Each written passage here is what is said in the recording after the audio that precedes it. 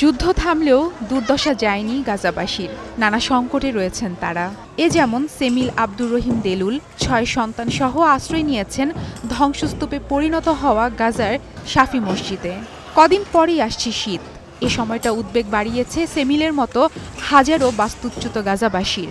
অস্থায়ী আশ্রয় কেন্দ্রগুলোতে কতটা টিকতে পারবেন তারা? ধ্বংসপ্রাপ্ত মসজিদগুলোতে মানবেতর জীবন কাটছে বহু পরিবারের। মসজিদের ধ্বংসস্তূপের মাঝেই শিশুরা খেলছে, পরিবারগুলো রান্নাসহ দৈনন্দিন নানা কাজ কোনো মতে চালিয়ে নিচ্ছেন সীমিত সামগ্রী নিয়ে। আমার ৪ তলা বাড়ি সম্পূর্ণ ধ্বংস হয়ে গেছে, তাই আমরা এখানে আশ্রয় নিয়েছি। এই মসজিদে অন্তত একটি ছাদ আছে যা আমাদের শিশুদের ঠান্ডা থেকে রক্ষা করে। আজ আমরা সবকিছু থেকে বঞ্চিত, সবকিছু। এদিকে যুদ্ধবিরতির পরও দগদগে রয়ে গেছে ইসরায়েলি গণহত্যার ক্ষত।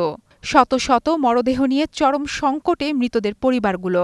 কবরস্থানের জায়গা ফুরিয়ে আসায় বাধ্য হয়ে প্রিয়জনদের দাফন করতে হচ্ছে চাষাবাদের জমিতে। গাজার সরকারি তথ্য মতে অন্তত ৪০টি কবরস্থান গুঁড়িয়ে দিয়েছে ইসরায়েলি সেনাবাহিনী, আর প্রায় ২৪৫০টি মরদেহ কবরস্থান থেকে তুলে নিয়ে গেছে তারা। অন্যদিকে গাজায় ওয়াকফ মন্ত্রণালয়ের তথ্য বলছে, উপত্যকার মোট ৬০টি কবরস্থানের মধ্যে অর্ধেকেরও বেশি ক্ষতিগ্রস্ত হয়েছে। পুরোপুরি ধ্বংস হয়ে গেছে ১৪টি, আংশিক ক্ষতিগ্রস্ত হয়েছে ১৮টি। ২০২৩ সালের অক্টোবর থেকে এ পর্যন্ত গাজায় প্রায় ৬৮,০০০ ফিলিস্তিনি নিহত হয়েছেন, যাদের অধিকাংশই নারী ও শিশু।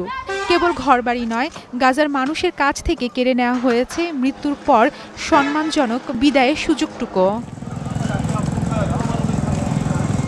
যুদ্ধবিরতিতে কাগজে কলমে শান্তি ফিরে আসলেও বাস্তবতার ছবি একেবারেই ভিন্ন।